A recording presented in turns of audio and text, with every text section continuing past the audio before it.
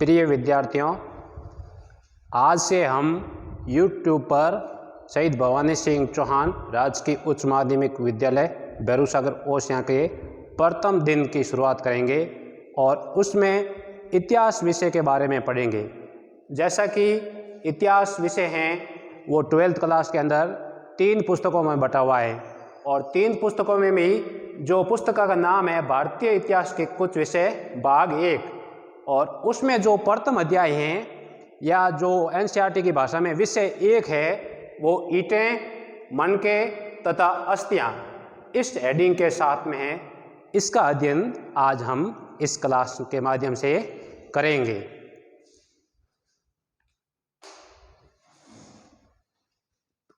ईंटें, मनके तथा अस्थियां, ये जो अध्याय हैं वो हड़प्पा सभ्यता से संबंधित हैं।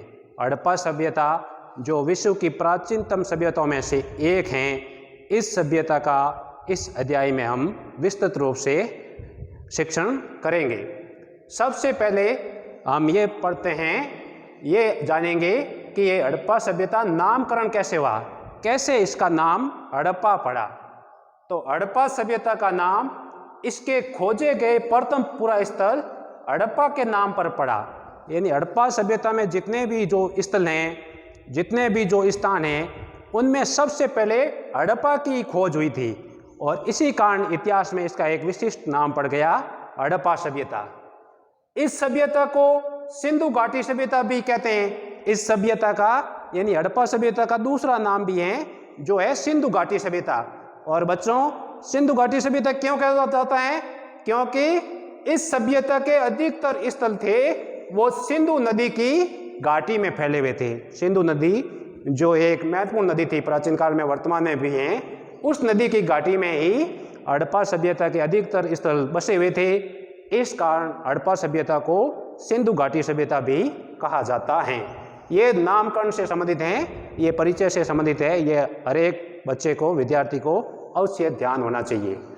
फिर हम आगे पढ़ते हैं इसके काल के बारे में, हड़प्पा सभ्यता के काल के बारे में कि ये कौन से समय में थी, कौन से काल के बारे में हड़प्पा सभ्यता के लोग इस धरती पर निवास करते थे। तो हड़प्पा सभ्यता का काल 2600 ईसा पूर्व से लेकर के 1900 ईसा पूर्व के मध्य माना जाता है। हड़प्पा सभ्यता विश्व की प्राचीन सभ्यता में इसीलिए गिनी जाती हैं कि ये काफी प्राचीन समय में इस धरती पर अस्तित्व में थी। तो अभी ये भी एक महत्वपूर्ण सवाल है, महत्वपूर्ण तथ्य है जो हमें ध्यान में रखना है, याद रखना है। अब है आगे हम जो महत्वपूर्ण बात पढ़ते हैं विस्तार के बारे में, यानी हड़प्पा सभ्यता या सिंधु घाटी सभ्यता कितने क्षेत्र में फैली हुई थी, कितने भूभाग पर इसका लोग बसे हुए थे। हड़प्पा एक विशाल क्षेत्रफल में फैली हुई सभ्यता थी। हड़प्पा सभ्यता थी एक व्यापक पैमाने पर बहुत ही विस्तृत क्षेत्रफल में बसे हुए थे। यह सभ्यता उत्तर में माडा जो कि जम्मू कश्मीर राज्य में है वर्तमान में, से लेकर के दक्षिण में देमाबाद जो कि महाराष्ट्र है, वहां तक लगभग 1400 किलोमीटर लंबे क्षेत्रफल में, तथा पूर्व में आलमगीरपुर जो कि वर्तमान में उत्तर प्रदेश यूपी में, से लेकर के पश्चिम में सूद कागेडोर, ये बलूचिस्तान पाकिस्तान का एक प्रांत है, वहाँ तक लगभग 1600 किलोमीटर क्षेत्रफल पर फैली हुई थी। ये बात थोड़ी अच्छे ढंग से समझनी होगी, भविष्य में भी ये काम आने वाली बात है। तो ये बात अच्छे ढंग से समझ लें कि हड़प्पा सभ्यता का जो विस्तार है उत्तर में हड़प्पा सभ्यता है वो जम्मू कश्मीर के एक जगह का नाम है माडा, वहाँ तक फैली हुई थी। और ये दक्षिण में देमाबाद जो कि महाराष्ट्र में है, यहाँ तक फैली हुई थी। और इनके बीच में ये लगभग 1400 किलोमीटर इसका फैलाव था। और ये पूर्व से पश्चिम के बीच में थी। तो पूर्व में एक जगह का नाम है आलमगीरपुर जो कि वर्तमान में यूपी में है, और पश्चिम में इसका विस्तार सूद कागेडोर जो कि बलूचिस्तान वर्तमान में पाकिस्तान का एक प्रांत है, वहाँ तक लगभग 1600 किलोमीटर तक ये फैली हुई थी। बच्चों, इसके बाद में हम आगे हड़प्पा सभ्यता की जानकारी के प्रमुख स्रोतों के बारे में पढ़ते हैं। हम ये जानेंगे कि आज के समय हमें हड़प्पा सभ्यता के बारे में जानकारी कहाँ से मिलती है। जैसे कि आज आप पुस्तक में देखते हैं कि हड़प्पा सभ्यता के लोग ये काम करते थे, उनके खेती इस प्रकार से की जाती थी, उनके पास ये जानकारियाँ व्यापार वगैरह इस प्रकार था। ये कैसे जानकारी मिलती हैं? तो हमको हड़प्पा सभ्यता के बारे में जानकारी कैसे मिलती है, कौन कौन से प्रमुख स्रोत हैं या कौन कौन से प्रमुख साधन हैं? तो सबसे पहला साधन है, उसमें है मुहरे। हड़प्पा सभ्यता के उत्खनन से, यानी जब पुरातत्वविदों ने हड़प्पा सभ्यता का उत्खनन किया, हड़प्पा सभ्यता की खुदाई की, तो उसमें बहुत से जगहों से मुहरों की प्राप्ति हुई। मुहरों के माध्यम से उन पर बहुत सी वस्तुओं के चित्र बने हुए थे, बहुत से जानवरों के चित्र बने हुए थे। उन चित्रों के अंकन से हमें तत्कालीन समय के बारे में जानकारी मिलती है। फिर मनके बने हुए मिले हैं। हड़प्पा सभ्यता के बहुत सारे स्थलों से मनकों के बारे में जानकारी मिलती है, जिससे हम ये अनुमान लगा सकते हैं कि तत्कालीन समय में भी लोग सौंदर्य प्रसाधन का साधन का काम करते थे, आभूषण प्रेमी भी थे। खुदाई में मिली इमारतें, खुदाई में बहुत सारी विशाल इमारतें मिली हैं, विशाल भवन मिले हैं, विशाल स्नानागार मिला है, विशाल अनागार मिला है, जिसके माध्यम से भी हमें उस समय के बारे में जान सकते हैं कि वो लोग किस तरह से ईंटों का प्रयोग करते थे, किस तरह से अपने घरों को लंबे समय तक स्थायी रूप से जल से या अग्नि से बचाव के लिए प्रयोग करते थे। फिर हमें मर्द बाण का भी मिले हैं। मर्द बाण का सीधा अर्थ होता है मिट्टी के बर्तन। तो मिट्टी के बर्तन जब कुम्हार ने बनाने शुरू किए तो अनेक प्रकार से उसमें उसने कला का प्रयोग किया, अनेक प्रकार के उसने रंग का प्रयोग किया, और इन्हीं मर्द बाणों के माध्यम से बाद में वो मर्द बाण हजारों साल तक सुरक्षित रहे। और उन मर्द बाणों को वर्तमान में जब बहुत से पुरातत्वविद उनका अध्ययन करते हैं तो उनको पता चलता है कि तत्कालीन समय में लोग कैसे रहते थे, उनकी कला कैसी थी, उनके निर्माण योजना कैसी थी, ये बातें भी जानकारी मिलती हैं।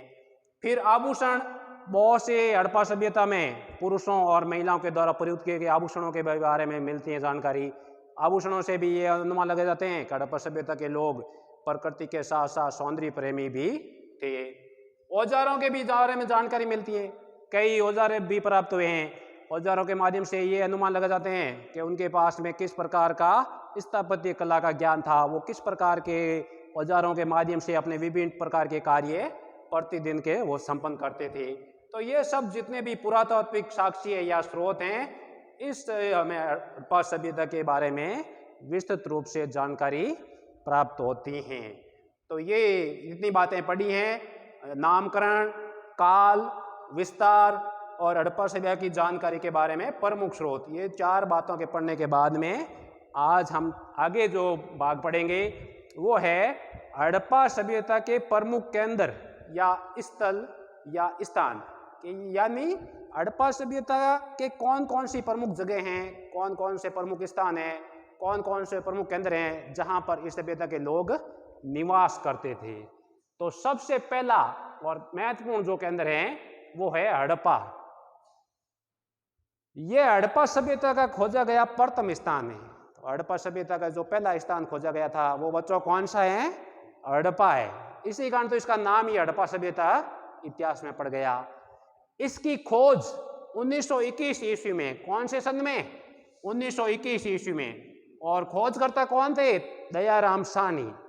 तो हड़प्पा सभ्यता की खोज 1921 ईस्वी में दयाराम साहनी के द्वारा की गई थी। ये याद रखना है, अच्छा सवाल है। और फिर है ये स्थल वर्तमान में पाकिस्तान में स्थल है।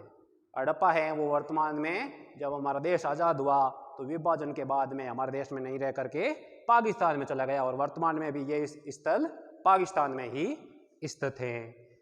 फिर है दूसरा जो हड़प्पा सभ्यता का प्रमुख केंद्र है या स्थल है वो है मोहनजोदड़ो। मोहनजोदड़ो का सिंधी भाषा में अर्थ है मुर्दों का टीला। मोहनजोदड़ो एक सिंधी भाषा का शब्द है जो मुख्य रूप से पाकिस्तान में बोली जाती है, और सिंधी भाषा में इस शब्द का क्या अर्थ है? मुर्दों का टीला। जो लोग मरे हुए हैं ये उनका टीला, मुर्दों का टीला।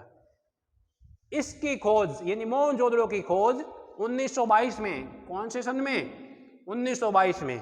और खोज करता थे राकाल दास बनर्जी के द्वारा की गई। ये याद रखना है, 2-3 बातें इंपॉर्टेंट बातें हैं यहाँ पे, ये सब ध्यान रखना है, परीक्षा की दृष्टि से भी ये महत्वपूर्ण है।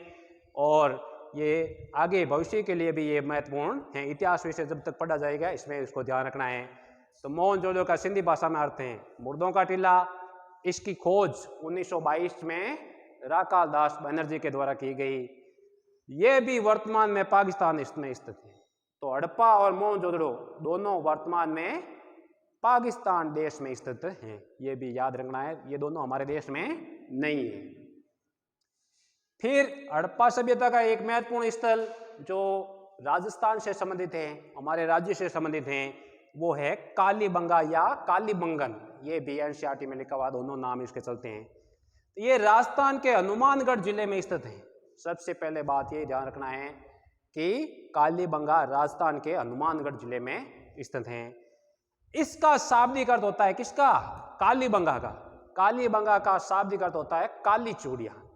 काली चूड़ियाँ यहाँ से प्राप्त हुई थी उत्खनन में, तो उसी से इसका नाम भी ये इतिहास में प्रसिद्ध हो गया, कालीबंगा।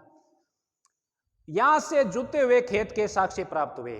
सिंधु घाटी सभ्यता या हड़प्पा सभ्यता में सबसे पहले जो कृषि या खेती के साक्ष्य हैं वो यहाँ से प्राप्त होते हैं। कहाँ से? कालीबंगा से।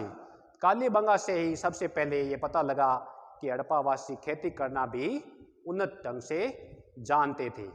तो विद्यार्थियों, आज की ये संक्षिप्त क्लास रही आज हमारी। आपको ये जितने भी बातें अच्छे ढंग से पढ़ी हैं उसको नोटबुक में लिखना है, उसको रिवाइज करना है, और नोटबुक में लिखते हुए उसकी जितनी भी जो PDF फाइल है उसको बना करके वापस अपने इस्माइल के ग्रुप में उसको सेंड करना है। धन्यवाद।